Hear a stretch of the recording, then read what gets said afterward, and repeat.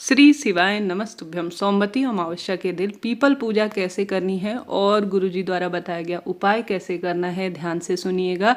रोग, दोष, कष्ट, कर्ज, पीड़ा और पुत्र से संबंधित कोई जैसे संतान प्राप्ति की इच्छा है या कोई अन्य जैसे वंश वृद्धि इत्यादि की, संतान के विवाह की सभी परेशानियां इससे दूर होंगी। ध्यान से सुने। सबसे पहले पूजा विधि देख लीजिए।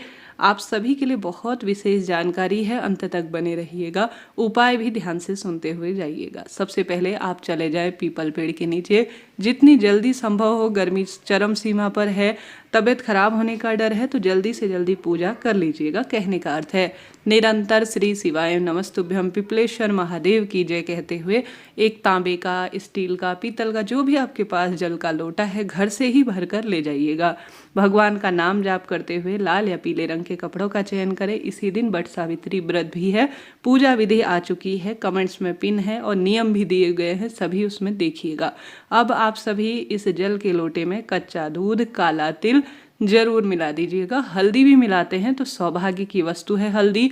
दूध का संबंध संतान से होता है, काले तिल का संबंध पितरों से होता है और यह पितरों की तिथि है और महादेव की तिथि है, तो सबसे सुंदर यह दिन है। तो सबसे पहले जल के लोटे में इसे डालकर अपना मुख हमेशा पूर्व या उत्तर दिशा की ओर ही आप रखें। सौभाग्यवती महिला पीपल पूजा करते समय या वट सावित्री व्रत जब भी करें। अब एक हल्दी का स्वास्तिक बना लीजिए। यहाँ पर आप 2 बाती लगा सकते हैं। एक गोल बाती जो कि श्री नारायण और सोमवती अमावस्या के निमित्त होगी। दूसरी बाती आप सभी जो है लंबी लगाइएगा, जो कि पितरों के निमित्त होगी। उसका मुख आप दक्षिण दिशा की ओर करें तो ज़्यादा सौभाग्य का यह कार्य रहेगा। ऐसा करते हैं तो अति उत्तम इसे माना जाता है। सोमवती अमावस्या के दिन पूजा विधान, नियम, व्रत, उपवास से सब कार्य स्वतः बन जाते हैं और अखंड सौभाग्य का वरदान मिलता है। अब आप जानते होंगे इस दिन पिपलेश्वर महादेव का नाम लेकर सुमा धोबिन का स्मरण करते हुए और साथ के साथ ब्रह्मा विष्णु महेश का स्मरण करते हुए गौरी गणेश का ध्यान करते हुए पूजन किया जाता है। हल्दी का जो है एक स्वास्तिक बनाकर दीपक लगाकर आपके घर से अगर आप गौरी गणेश लेकर गए हैं, इस तरह से जैसे मैंने सुपारी में मौली लपेटकर काले तिल और एक प्लेट में आसन दिया है, आप इस तरह से भी आसन देकर भगवान का पूजन कर सकते हैं। नहीं तो आप जो है जैसे कई बार पीपल वृक्ष की जड़ में गौरी शंकर या श्री नारायण किसी न किसी स्वरूप में विराजित होते हैं, उनका पूजन भी किया जा सकता है।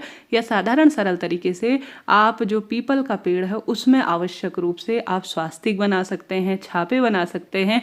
हल्दी से सुंदर भाव सच्चे मन से आपकी इच्छा है आप पीपल वृक्ष में भी उकेर सकते हैं। देवी देवताओं को ऐसा न संभव हो तो सबसे सरल प्रक्रिया यही है कि आप आवश्यक रूप से जो है इस तरह से गौरी शंकर बना लीजिए, गौरी गणेश बना लीजिए, या जिस भी स्वरूप में उनका ध्यान करेंगे उस स्वरूप में यहाँ पर आप पूजित कर पाएंगे। अब सबसे पहले अपने ऊपर जल का छीटन दे, सुबह जल्दी कार्य करिएगा, यह अति उत्तम रहेगा।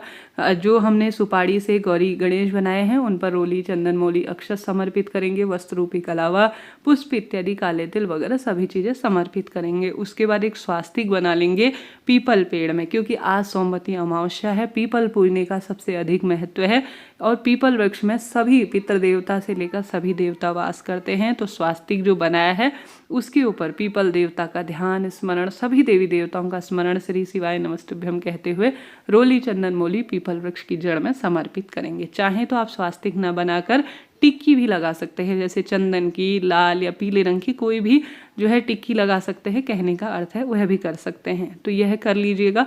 विधि विधान से कुल मिलाकर आपको पीपल वृक्ष की पूजा कर लेनी है। भोग लगाना है जो भी आपके पास है, सुपारी जो भी है आप लेकर गए हैं, वस्त्र रूपी कलावा वगैरह सब समर्पित करिएगा। पीला वस्त्र या लाल वस्त्र जरूर से पीपल देवता को समर्पित करें। बाद में कोई व्यक्ति इसे ले जाएगा तो यह आपका वस्त्र दान स्वरूप में हो जाएगा। मौसमी फल जो भी आपके पास है उसका आप भगवान को सुंदर श्रेष्ठतम तरीके से भोग लगाएं। अब आप सभी इस दिन नारंगी या पीला या लाल सिंदूर जो भी आप प्रयोग में लेते हैं सबसे पहले गौरी मैया को समर्पित करेंगे। उसके बाद आप पीपल देवता को इसे समर्पित करने का प्रयत्न करें। बहुत शुभ इसके परिणाम देखे गए हैं। इस तरह से आपको यह जो है वट सावित्री व्रत के दिन पूजन करना है और विधि विधान से कार्य करना है। अब आपको दान के लिए क्या क्या निकालना है। एक समय का भोजन पंडित ब्राह्मण जी के लिए आप दान में निकालिएगा।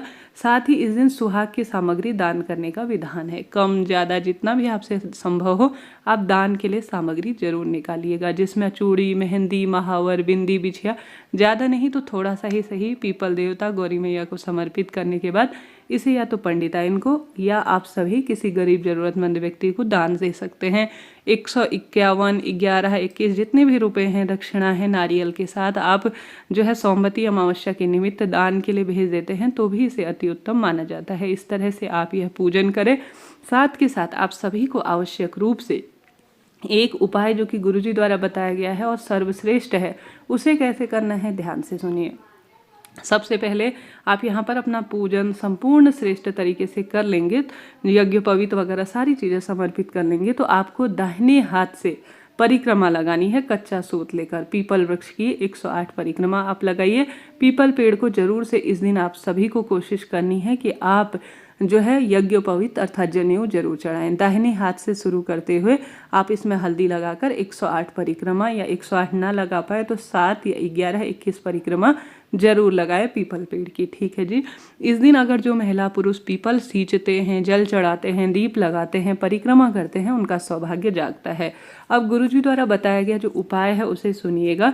अब इसमें परिक्रमा की एक बात जोड़ना चाहूँगी, जैसे कई बार हम भूल जाते हैं कितनी परिक्रमा हुई, तो आप सभी यह करें कि एक अपने पास टॉफ़ी ले सकते हैं, ड्राई फ्रूट ले सकते हैं, केले ले सकते हैं, दाहिने हाथ से इसे शुरू करें और जो है आपके पास 108 आप अपने हाथ में ले लीजिए। चने की दाल या जो भी आप दान करना चाहते हैं, जो भी आपके पास वस्तु है उसे एक कटोरी में पहले एक लीजिए, उससे परिक्रमा पूर्ण कर कर किसी कटोरी या थैली में इकट्ठा कर लिए, दूसरी बाद में उन्हें आप दान दे दीजिएगा। ठीक है। इस तरह से यह पूजा परिक्रमा का विधान है। सुहाग लिया जाता है अपने साड़ी के पल्लू से जो है 7 बार आप बट वृक्ष गौरी मैया को सिंदूर लगाकर अपने मस्तक पर जरूर धारण करें। एक दीपक लगाकर अंत में आरती कर लीजिएगा। इस तरह से बट सावित्री यह सोमवती अमावस्या व्रत पूजन का विधान है। जैसे मैं ले रही हूँ इस तरह से आप जो है दान कर सकते हैं। इन बताशों को 108 ले सकते हैं, बच्चों को बांट सकते हैं, इच्छा आपकी है। अब इस दिन गुरुजी द्वारा बताया गया एक उपाय है। यहाँ पर आप जो सोमवती अमावस्या है उसकी कथा सुन लीजिएगा। थोड़ा सा अक्षत अपने हाथ में लेकर या काले तिल लेकर फिर अपनी पूजा को संपन्न कर लीजिएगा।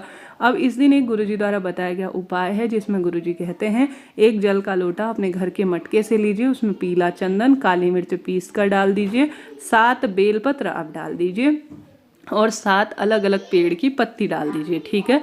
7 अलग अलग पेड़ की पत्ती, 7 बेलपत्र, काली मिर्च पीस कर, पीला चंदन ले जाकर सोमवती अमावस्या के दिन पूरे घर में घुमाकर और घर के सदस्यों का स्पर्श कराकर जो भी शिवलिंग पर संपूर्ण चीज़ें समर्पित कर कर थोड़ा जल बचाकर जो शिव मंदिर की चौखट है उस स्थान पर समर्पित कर देता है, उसके घर के सभी रोग मुक्त हो जाते हैं, बच्चों का जीवन उज्जवल हो जाता है और पूरे घर में सौभाग्य में अपने आप ही वृद्धि हो जाती है। तो सरलतम तरीके से आप इस उपाय को कर सकते हैं। इस तरह से यह बट सावित्री व्रत सोमवती अमावस्या के दिन पीपल पूजा का मैंने विधान बताया आपके लिए। जरा सी भी मेरी वीडियो उपयोगी रहती हैं तो कमेंट्स में श्री राधे या श्री शिवाय नमस्तुभ्यम जरूर लिखिएगा। बड़ी मेहनत लगती है जी वीडियो बनाने में। हर हर महादेव।